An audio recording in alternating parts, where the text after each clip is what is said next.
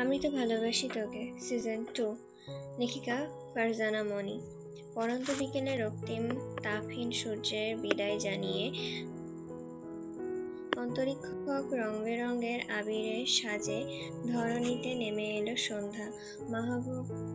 মাহমুদা খানদের বাড়িতে সবসময় জমজমাট থাকে। আইরিন, জান্নাত, আসিফ, আরিফ সবাই যেন বাড়িটা মাতিয়ে রাখে। এর মাঝেই জুটেছে আজ খান বাড়ির গুরুত্বপূর্ণ ছোট সদস্যরা। তারাও হইচয়ে কোনো দিক থেকে কম নয়। সকলে একত্রে ড্রয়িং রুমে বসে জমিয়েছে সন্ধ্যার আসর। মাহমুদা খান তার হেল্পিং হ্যান্ডদের উদ্দেশ্যে বলে উঠলেন সকলের জন্য চা নাস্তা তৈরি করতে।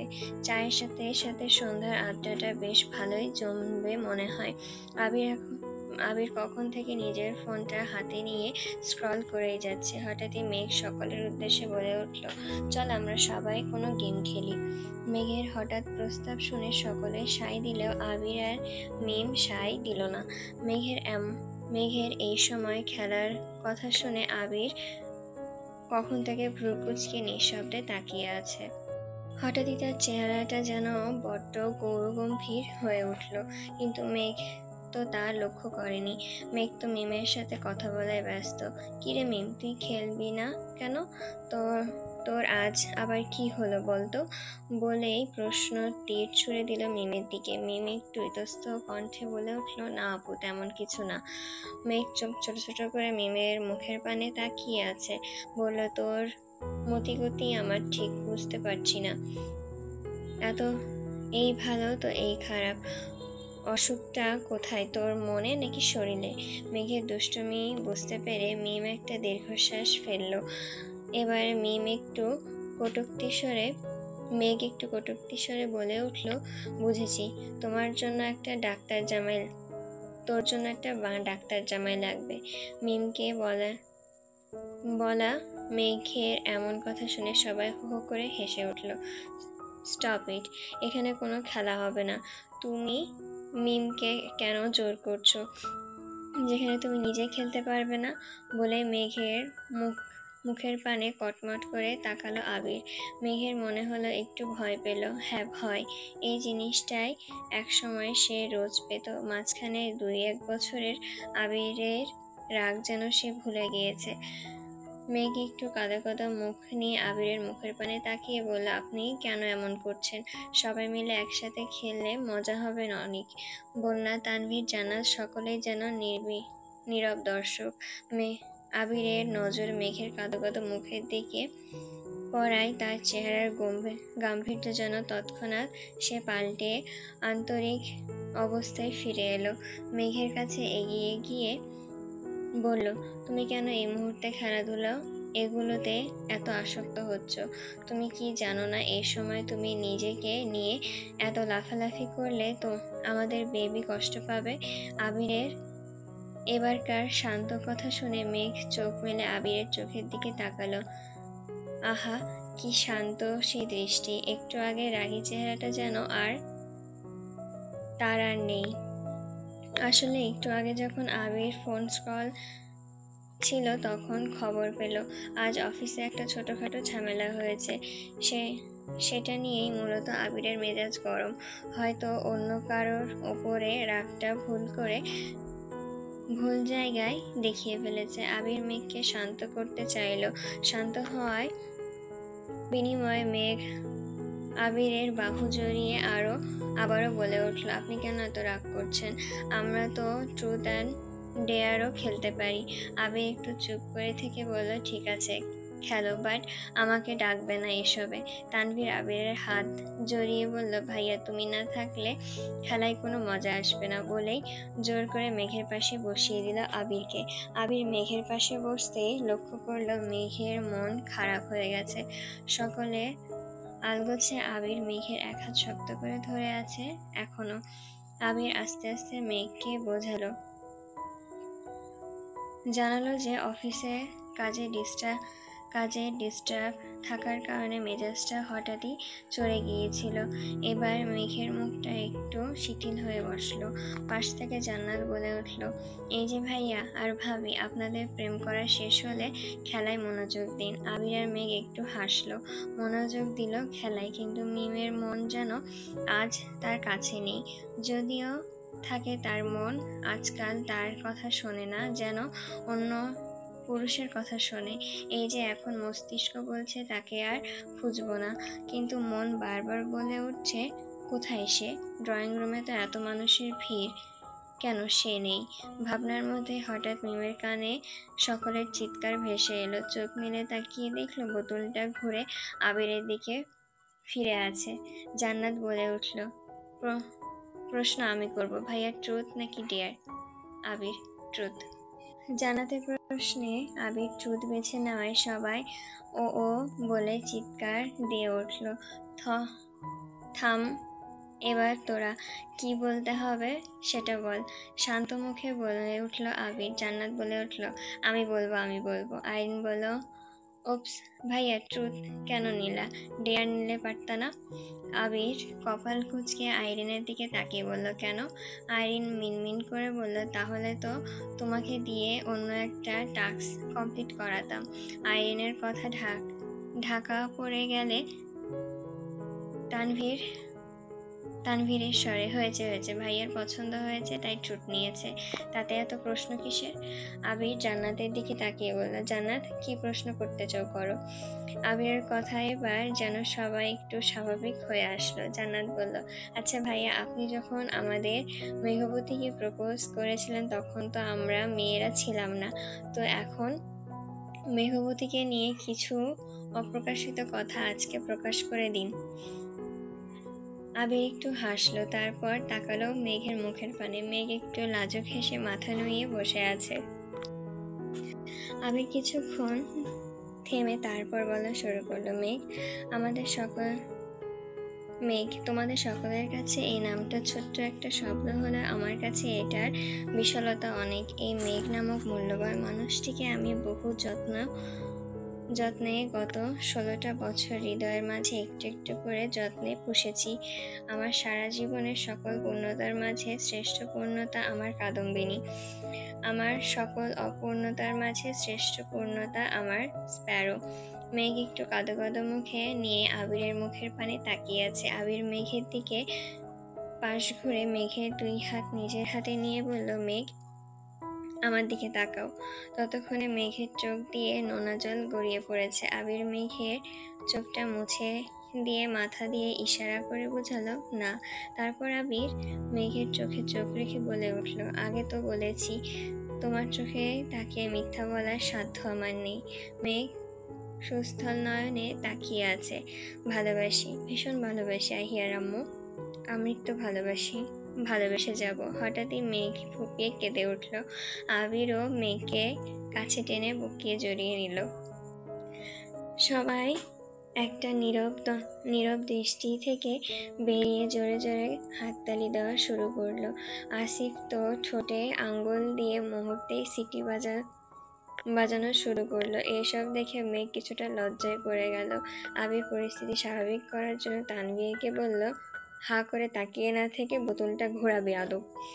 আবিরের কথায় যেন তানভীরের টনক নড়ল। এবার বোতল ঘোরাতেই বোতল গিয়ে পড়ল মিমের দিকে। তানভীর একটু হেসে আইরিনের উদ্দেশ্যে বলে উঠল, ছোট বোনকে আমার আর কিছুই প্রশ্ন, আমরা আর কি প্রশ্ন করব? আইরিন তুই প্রশ্ন কর। আইরিন খুশিতে গদগদ হয়ে মিমের দিকে তাকিয়ে প্রশ্ন করলো, মিম কি নিবি, ট্রুথ না ডেয়ার? মিম অন্যমনস্ক হয়ে উত্তরে জানালো, ডেয়ার। এবার আইরিন বলল, ওকে ফাইন, একটা গান শোনা। সকলেই মিমের দিকে তাকিয়ে আছে। হঠাৎ মিম গানের সুর তুলল, বোঝাতে পারি না তোমায় আমি কতটা ভালোবাসি, বোঝাতে পারি না তোমায় আমি কতটা ভালোবাসি। তুমি আমার অবুঝ অদলে গল্প সাজানো বায়না, আমি জানি তুমিও জানো, এই মায়ার আর কেউ বোঝে না। আমার কাছে তুমি অন্যরকম, ভালোবাসি বেশি, প্রকাশ করি কম। আমার কাছে তুমি অন্যরকম, ভালোবাসি বেশি, প্রকাশ করি কম। এত সুন্দর একটা গান শুনে যেন করতালির প্রতিযোগিতা চলছে, সবাই মিমের প্রশংসায় পঞ্চমুখ। মাহমুদা খানের ড্রয়িং রুম করতালিতে মুখরিত। ঠিক তখনই বাইরে থেকে আরিফ বড় বড় পা ফেলে তার নিজের রুমের দিকে চলে গেল। দেখে বোঝা যাচ্ছে সে এইমাত্র বাড়ি ফিরেছে। মিম মনে মনে বলল, আমার ওপর এত রাগ, একবার ফিরেও তাকালেন না।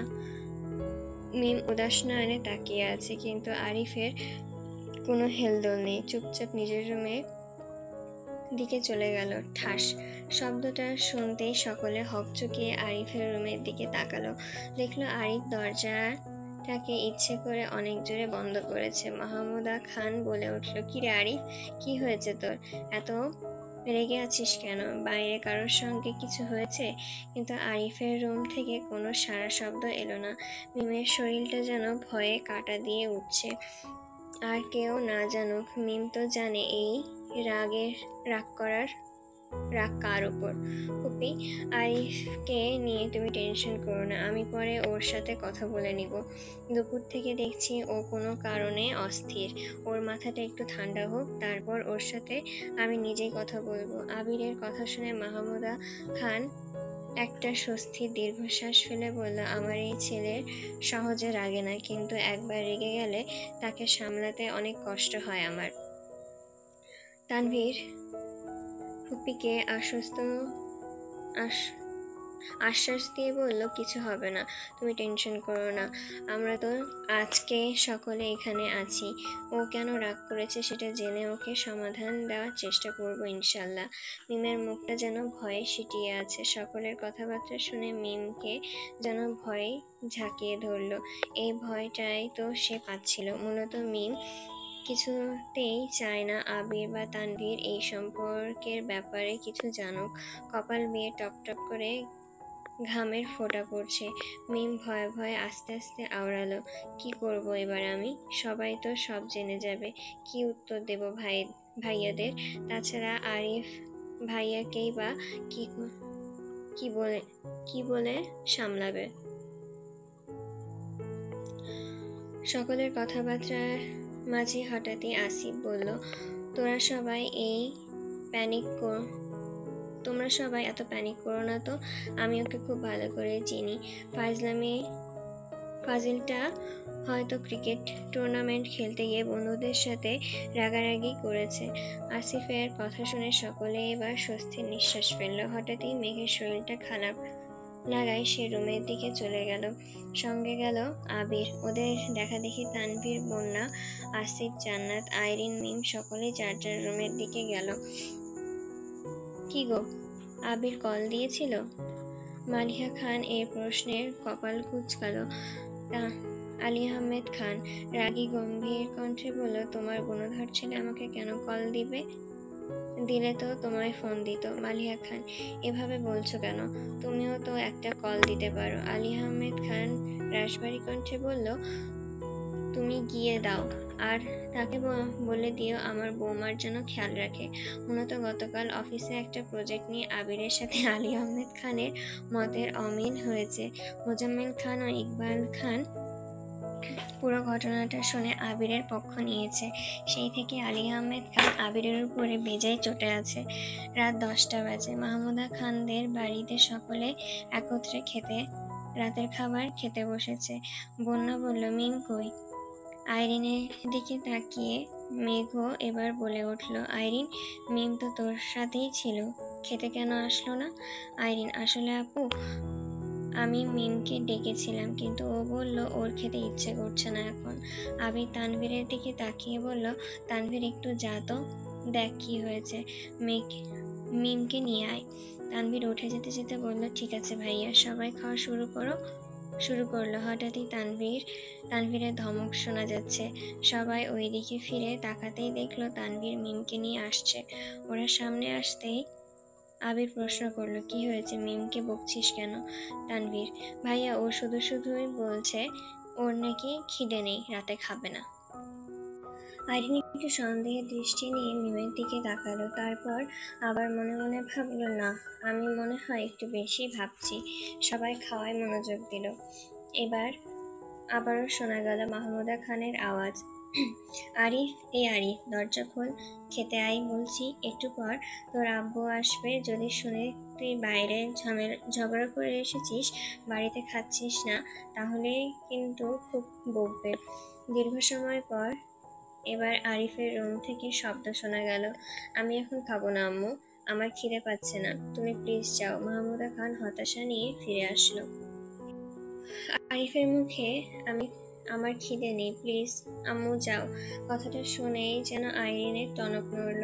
এই কথাটা সে যেন আরো কোথাও শুনেছে। আরে হ্যাঁ, একটু আগেই তো মিমো এই একই কথাই বলছিল যে ওর খিদে নেই। এবার যেন আইরিনের সন্দেহটা আরেকটু গাঢ় হলো। কি চলছে এদের দুইজনের মাঝে? দুপুরে মিমের চোখ মুখ খোলা। আরিফ সারা বিকেল বাড়িতে না ফিরে রাতে মিমের খিদে না পাওয়া, এখন আরিফেরও খিদে না পাওয়া, সব যেন একসাথে গাঁথা। কিরে, তোর আবার কি হলো? প্লেটে আঙ্গুল ঘোরাচ্ছিস কেন? আবিরের ধমকের সুর শুনে মিমের সাথে সাথে আইরিনও ভয় পেয়ে গেল। মিম মিনমিন করে বলল, কিছু হয়নি ভাইয়া, এই তো খাচ্ছি। আইরিন যেন এখন মিমকে জহুরি চোখে পরখ করছে। মিম তাড়াতাড়ি খেয়ে রুমের দিকে চলে গেল। ওর দেখা দেখি আইরিনও তাড়াতাড়ি খেয়ে রুমে গেল।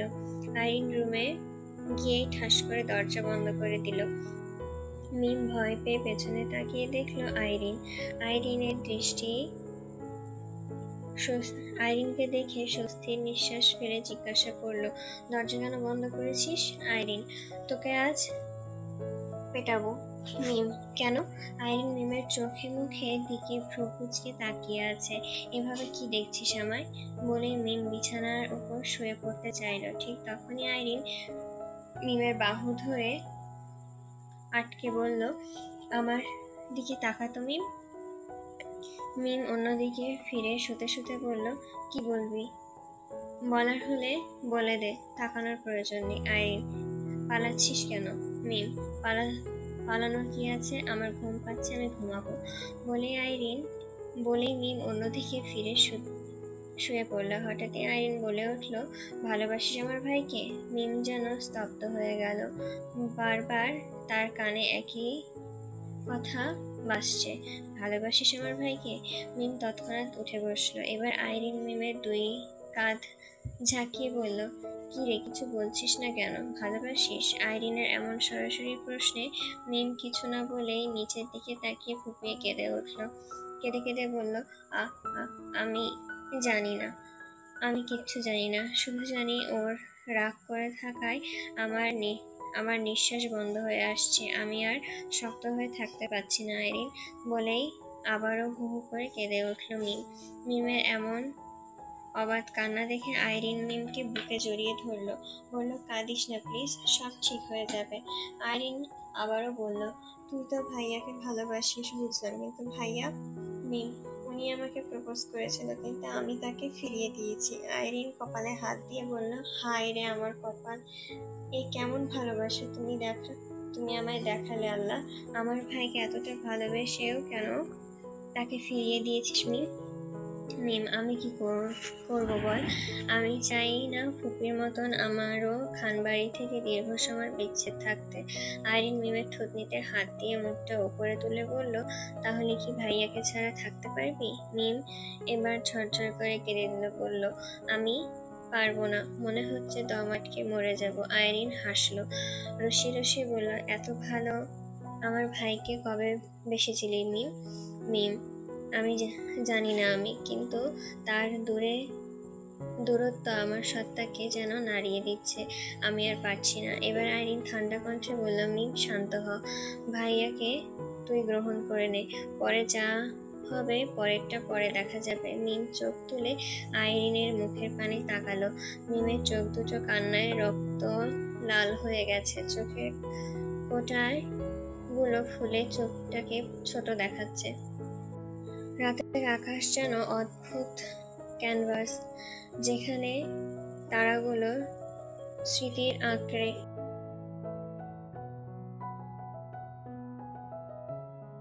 রাতের আকাশ যেন অদ্ভুত ক্যানভাস, যেখানে তারাগুলো স্মৃতির আঁচড় কাটে। রাতের নীরবতা কারোর মনে শান্তি নিয়ে আসে, আবার কারোর মনে প্রবল অশান্তি। এ সময় আমাদের অনুভূতিগুলো আরো গভীর হয়ে ওঠে। রাতের আকাশে যেন চাঁদ দেখা যায়, তা দিনের সূর্যের আলোর মতন মূল্যবান। রাতে নিস্তব্ধতা আত্মার কথা শোনা যায়। নিস্তব্ধ রাত অনেকের কাছেই আবেগ প্রকাশের এক বিশেষ মুহূর্ত। তেমনই একটা রাত আজ। আকাশের রূপালী থালার মতন মস্ত বড় একটা চাঁদ উঠেছে। আরিফ ছাদের কার্নিশে হাত দিয়ে সেই চাঁদের দিকে তাকিয়ে আছে। হয়তো সেই চাঁদের মধ্যেই খুঁজছে তার প্রেয়সীর মুখ। সে কি করে বোঝাবে মিমকে সে কতটা ভালোবাসে? আরিফের কাছে সবচেয়ে কষ্টের ব্যাপার হলো সে জানে মিমও তাকে ভালোবাসে, তবুও কেন মিম সাই দিচ্ছে না আরিফের ডাকে। যদি মিম আরিফকে ভালো নাই বাসতো, তাহলে হয়তো আরিফ মিমকে কখনোই কোনোভাবে জোর করতো না। মিমের প্রতি আরিফের ভালোবাসাটাকে হৃদয়ের এক কোনায় যত্নেই গুছিয়ে রাখতো। ভালোবাসার দহনে আরিফ নিজেই একাই পড়তো, কখনো মিমের গায়ে আঁচড় পড়তে দিত না।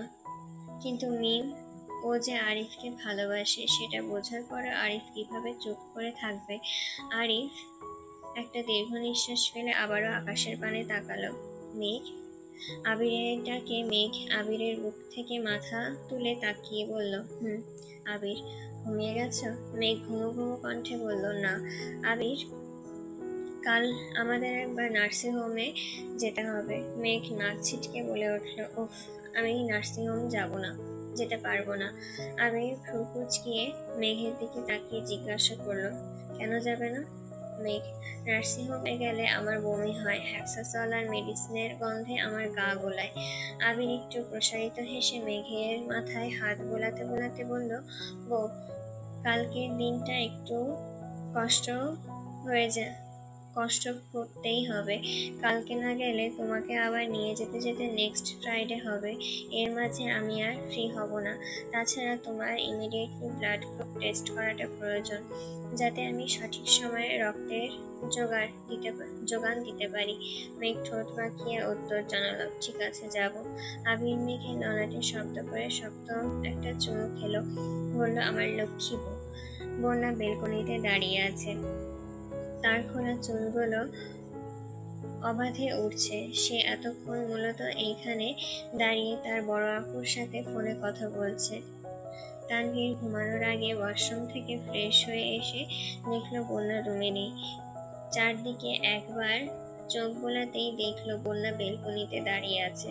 বন্যা হঠাৎই বুঝতে পারলো একটা পুরুষালী হাত তার লতানো কোমরে বিচরণ করছে। বন্যা পিছন ফিরে তানভীরের দিকে তাকালো।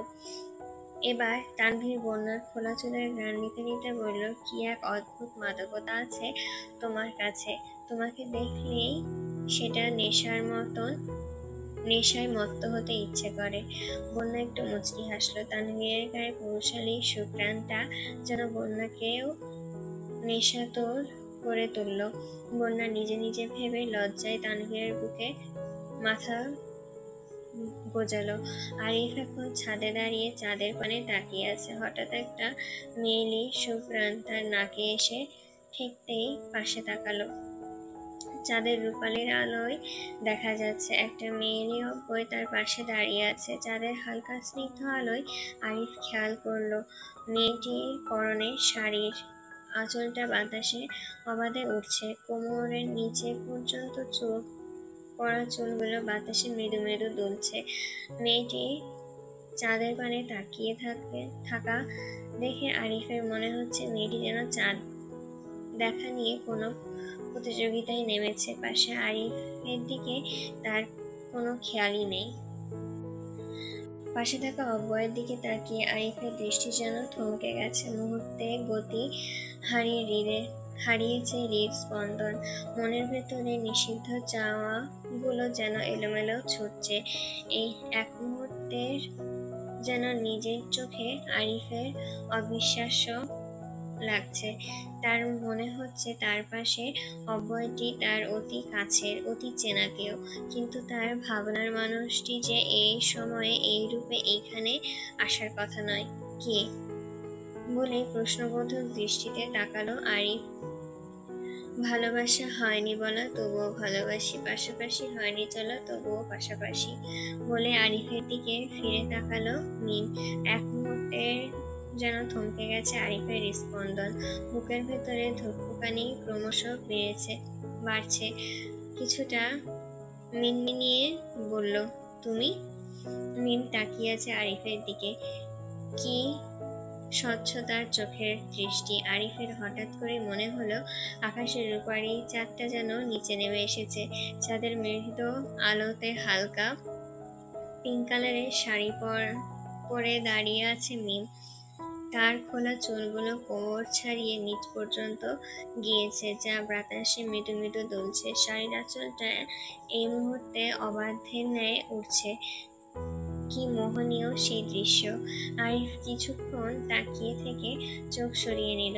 এই নারীর দিকে তাকালে আরিফ তার মনকে আর কিছুতেই আটকে রাখতে পারবে না।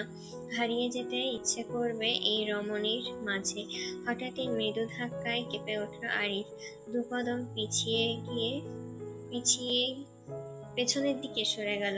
আচমকা ঘটনায় আরিফ হতভম্ব, নিস্তব্ধ। কি ঘটলো এই মুহূর্তে তার সাথে? তাল সামলাতে না পেরে ছাদের কার্নিশে চেপে ধরল। কোনো কিছু বুঝে ওঠার আগে মিম ফুপিয়ে ফুপিয়ে কান্নার শব্দ শোনা যাচ্ছে। মিম সেইখানে অনেকক্ষণ আগেই এসেছে, কিন্তু আরিফের কোনো ভাবান্তর না দেখে বুঝতে পারলো আরিফ তাকে এখনো ক্ষমা করতে পারেনি। সেই কষ্টে ফুপিয়ে কেঁদে উঠল মিম। নিজের ভয়ে জড়তাকে সাইডে রেখে আছড়ে পড়ল আরিফের শক্তপোক্ত ঢেউ খেলানো বুকে। আমাকে প্লিজ ক্ষমা করে দিন। দুপুরের ঘটনাটা সম্পূর্ণ অনাকাঙ্ক্ষিত ছিল। প্রচন্ড ভয়ের কারণে ভুল করে ফেলেছি। আপনাকে থাপ্পড় মারার মতন কোনো ইচ্ছে আমার ছিল না। আপনি প্লিজ রাগ করে থাকবেন না। আপনার এই অভিমান আমার নিঃশ্বাস থমকে দিচ্ছে বারংবার। কেঁদে কেঁদে একদম পুরো কথাটা বলে থামল মিম। শরীর যেন তার কেঁপে কেঁপে ঝাঁকুনি দিয়ে উঠছে, যার প্রভাব বিস্তার করছে আরিফের অশান্ত মনে। কিছুক্ষণের মধ্যেই ভিজে উঠল আরিফের টি শার্টের বুকের পাশটা। হঠাৎ করেই মিম কাঁপা কাঁপা কণ্ঠে বলল, ভালোবাসি। আরিফ নিরন্তর নিথর দেহের ন্যায় দাঁড়িয়ে আছে। কথাটা শুনতেই যেন তার বুকটা কেঁপে উঠল। আস্তে আস্তে আওড়ালো, ওয়ান্স মোর। মিম, ভীষণ ভালোবাসি। আরিফ আবারও বলল, আগেইন। এবার যেন তার কণ্ঠটাও কাঁপা কাঁপা শোনা যাচ্ছে। মিম আবারও কিছুটা সাহসের সাথে বলে উঠল, ভালোবাসি, ভীষণ ভালোবাসি, অনেক অনেক ভালোবাসি। প্লিজ, পরিস্থিতি যেমনই হোক না, কখনো আমাকে ছেড়ে যাবেন না। পরিস্থিতির কথা ভাবতেই মিমের বুকটা যেন ভয়ে দুরু দুরু কেঁপে উঠল। আরো শক্ত করে জড়িয়ে ধরল আরিফকে। এবার আরিফও সকল রাগ অভিমান ভুলে শক্ত করে বাহু ধরে আলিঙ্গন করলো নিজের প্রেয়সীকে। আকাশে চাঁদের দিকে ফিরে তাকিয়ে আরিফ একটা দীর্ঘ নিঃশ্বাস ফেলল। আজ অনেকগুলো দিন পর তার মনে বয়ে চলেছে প্রশান্তির হাওয়া। আকাশের চাঁদটা যেন আজ ভিন্ন উদ্দেশ্যে উদয় হয়েছে। চাঁদের যেন একান্ত অবিলাস, আরিফ ও তার প্রেয়সীর ব্যাকুল প্রেমের সাক্ষী হওয়া। ঘড়ির কাঁটায় সকাল 10টা, কিন্তু মিম আইরিনের এখনো ঘুমিয়ে। সচরাচর তারা এত ঘুমায় না কখনো। তাছাড়া খানবাড়ির একটা বহু পুরনো রীতি হলো বাড়ির সকল সদস্য ভোরে উঠে ফজরের নামাজ পড়বে। মিমো বাড়িতে প্রতিদিন ওঠে, কিন্তু গতকাল রাতে আরিফের চিন্তায়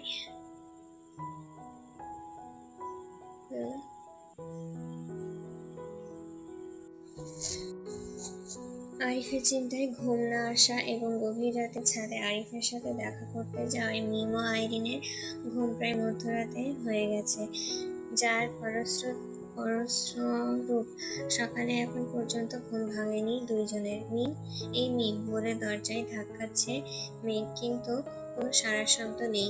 মেঘের দরজা ধাক্কানো শুনে এবার বন্যা ও জান্নাতও এলো। বাইরে এত শোরগোল শুনে ঘুম থেকে লাফিয়ে উঠল মিম। উঠে ঘড়িতে তাকিয়ে দেখলো সকাল 10টা বাজে। মিম তো অবাক চরম পর্যায়ে। আল্লাহ বলে মিম হাঁ করে বসে আছে। হঠাৎ আবার বাইরে থেকে ডাক শোনা যাচ্ছে, আইরিন, এই আইরিন ওঠ। এবার মিমও আইরিনকে ধাক্কাতে শুরু করলো, কিন্তু আইরিন মিমের ডাকে কোনো রকম সাড়া না দিয়ে অন্য পাশে ঘুরে আবারও ঘুমিয়ে পড়লো। মিম এবার রাগে আইরিনের গায়ে জোরে একটা চিমটি কাটলো। আউচ বলে আইরিন লাফিয়ে উঠল। মিম হঠাৎ চিমটি এবং বাইরে দরজা ধাক্কানো শুনে আইরিন ভয়ে ভয়ে জিজ্ঞাসা করলো, কি হয়েছে? মিম দুষ্টুমির স্বরে বলল, ডাকাত পড়েছে বাইরে। ও মা গো! মিম, আমায় বাঁচা, আমি এত তাড়াতাড়ি মরতে চাই না। আমায় যে এখনো প্রেম, বিয়ে, সংসার, দুহালি বাচ্চা জন্ম দেওয়া বাকি। মিম হতবাক চোখে তাকিয়ে থেকে আইরিনের মাথায় একটা থাপ্পড় দিয়ে বলল, তোর এই শখ মনে হয় এই জন্মের আর পূরণ হবে না। আইরিন ভয়ে ভয়ে বলল, কেন? ডাকাত কি আমাদের এখনই মেরে দিবে? মিম একটু রাগী কণ্ঠে বলল, না, তবে ডাকাত না মারলেও একটু পর বাড়ির লোকেরা মার খেয়ে অবশ্যই মরবো। আইরিন একটা দীর্ঘ নিঃশ্বাস ফেলে দাঁত কেলিয়ে বলল, যা দুষ্টু ভাবি, বাড়ির লোক আমাদের কেন মারবে? তারা তো আমাদের ভালোবাসে। বলে আইরিন এবার শুয়ে পড়ল। কিরে, তোরা কি এবার ঘুম থেকে উঠবি নাকি তোদের ভাইদের ডাকবো? মাহাদিবা খানের কণ্ঠে এবার মিমের টনক নড়ে উঠল। মিম জোরে বলল, আসছি ফুপি। বলে আইরিনকে আবারও ডাকলো। বলল, এই আইরিনের বাচ্চা, জলদি ওঠ, ভুলে গেছিস রাতের কথা? তোর বুদ্ধিতে তোর ভাইকে ইমপ্রেস করতে গিয়ে যে শাড়ি পরে এখন আমি ফাঁসির আসামি হয়ে যাচ্ছি। তাড়াতাড়ি ওঠ হারামি, এগুলো গুছাতে হবে, না হলে আজ আর রক্ষে নেই। মনে হচ্ছে পিঠের হাড় আর আজ আর একটাও আস্ত থাকবে না। রাতে মিমকে পরিয়ে দেওয়া আইরিনের এই শাড়ি ব্লাউজগুলো এখনো রুমে ছড়িয়ে ছিটিয়ে আছে। কথাটা মাথায় আসতে আইরিন লাফিয়ে উঠে বলল, মিম, জলদি সব গোছা। বলে আইরিন তাড়াহুড়ো করে গোছাতে থাকলো সব। কিন্তু বিপত্তি ঘটলো অন্য জায়গায়। মধ্যরাতে অতিরিক্ত পাকনামি করতে গিয়ে তাড়াহুড়োয় আলমারির চাবিটা কোথায় রেখেছে দুইজনের একজনেরও মনে নেই। আলমারি ছাড়া এসব অন্য কোথাও তুলে রাখা যাবে না। মিম আইরিন বাইরে বের হওয়ার পরেই হয়তো জান্নাত এসে পুরো রুমটা গোছাবে। অন্য কোথাও রাখলে ধরা খাবে নিশ্চিত। দুইজন হন্য হয়ে খুঁজতে লাগলো চাবির গোছা। এলোমেলো ছোটাছুটির দরুন মিমের সাথে আইরিনের মাথায় খেলো জোরে এক ধাক্কা। মিম আ বলে চিৎকার দিয়ে উঠল, কিন্তু আইরিন সেখানে মনস্থির না করেই তার মনোযোগ দিল মিমের পেছনে চুলে লেগে থাকা চাবির গোছার দিকে। মধ্যরাতে রুমে ফিরে চাবির গোছাটা হয়তো বিছানা থেকে কোথাও তুলে রাখেনি, বিছানায় রেখে ঘুমিয়ে গিয়েছিল দুইজন, যার ফলে এখন মিমের লম্বা এলোমেলো চুলে চাবিগুলো পেঁচিয়ে আটকে আছে। আইরিন তাড়াহুড়ো করে সেই চাবি খুলতে গিয়ে মিমের কতগুলো চুল ছিঁড়েছে কে জানে। মিম তো একটু কাঁদো কাঁদো মুখে বলে দিল, মাত্র এক রাতে হয়েছে ভাবি বানিয়েছিস, এখনই ভাবির চুল ধরে মারছিস? অবশেষে মিম আর আইরিন নাস্তার টেবিলে এসে বসলো। কিরে, এতক্ষণ লাগলো রুম থেকে বের হতে? রাগী কণ্ঠে বলে উঠল মাহমুদা খান। আইরিন আমতা আমতা করে বলে উঠল, ইয়ে মানে আম্মু, মাহদিবা খান। থাক, তোকে আর মানে করতে হবে না।